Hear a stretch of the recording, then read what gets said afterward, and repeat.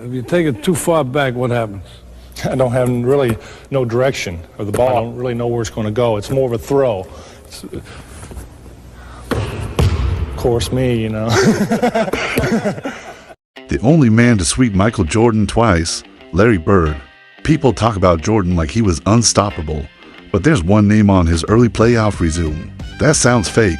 Larry Bird swept him twice. And here's the craziest part. Jordan dropped 63 points in one of those series and still couldn't win a single game.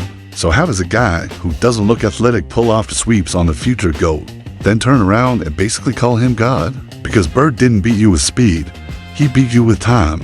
He made defenders feel late before the play even started. And once you see how he did it, you'll understand why some stars said guarding Bird was a longer night than guarding Jordan. Stick with me because the real reason those sweeps happen isn't what you think.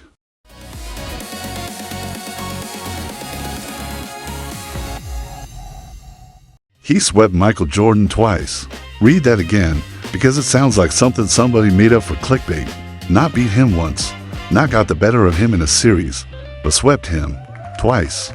Larry Bird's Celtics faced Michael Jordan's Bulls in the playoffs 2 years in a row in the mid-80s. At both times it ended the same way, 3-0. Now we got lucky. Not it went 7. 3 straight wins. Pack your bags, series over. And before anyone tries to downplay it, no, it wasn't because Jordan was a bench player back then. That's the funny part.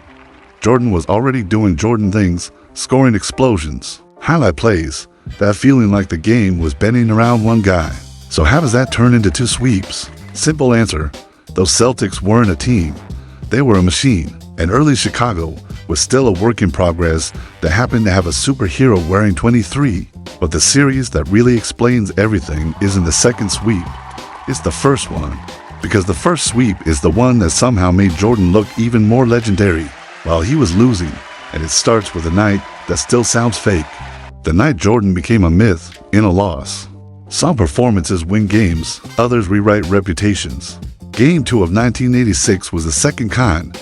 Jordan dropped 63 in the playoffs on the road in Boston against a defense built to crush you, and somehow it still isn't enough. Double overtime, the building shaking, Chicago fighting like it's life or death. Boston survives anyway. That's the strange collision Jordan sets a record and announces he's coming for the league, while Bird basically shrugs and keeps the series under control. Bird's famous praise hits even harder because it happens in a series Boston still sweeps.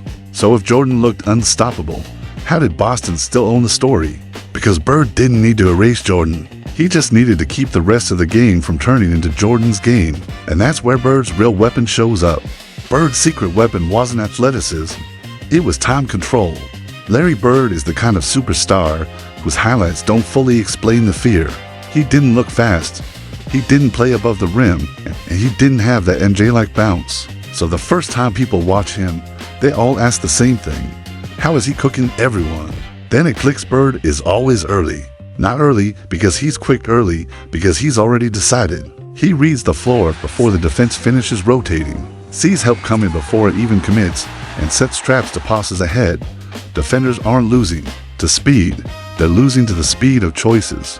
And that's the exhausting part. You can try harder against athleticism, but how do you guard a guy who keeps being right?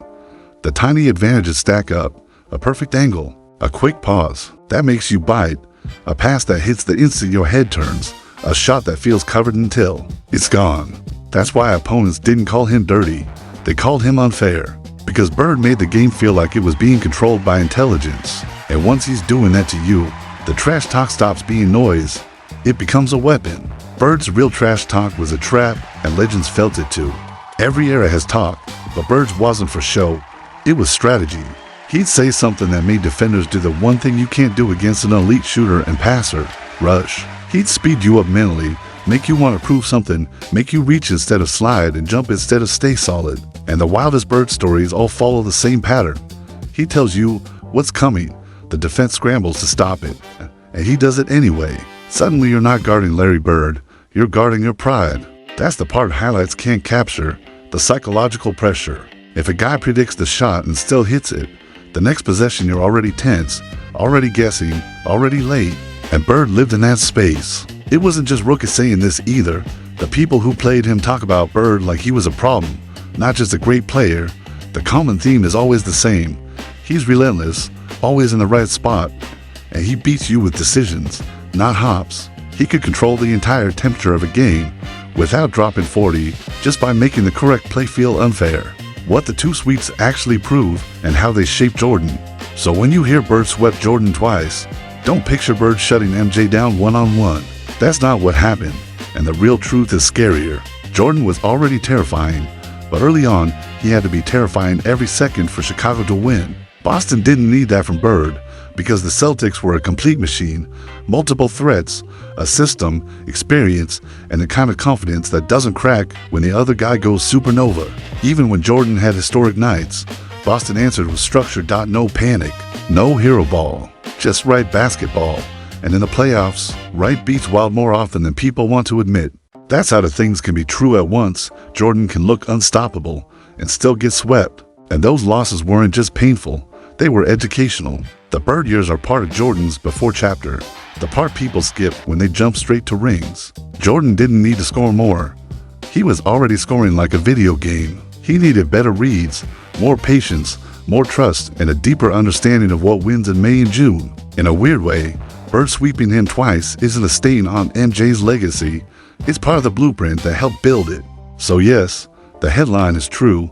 Bird swept Jordan twice, but the real story is what it meant. Boston didn't solve MJ, they contained the series around him with structure, experience, and cold-blooded decisions. And that's why this era hits different. Bird was good enough to end Jordan's season, and Jordan was so unreal that Bird still had to admit what he was seeing. It's the perfect overlap of legends. One controlled the game with timing in mind. The other forced the league to evolve. Because when a player makes basketball look supernatural, everyone else doesn't just lose, they level up trying to catch him.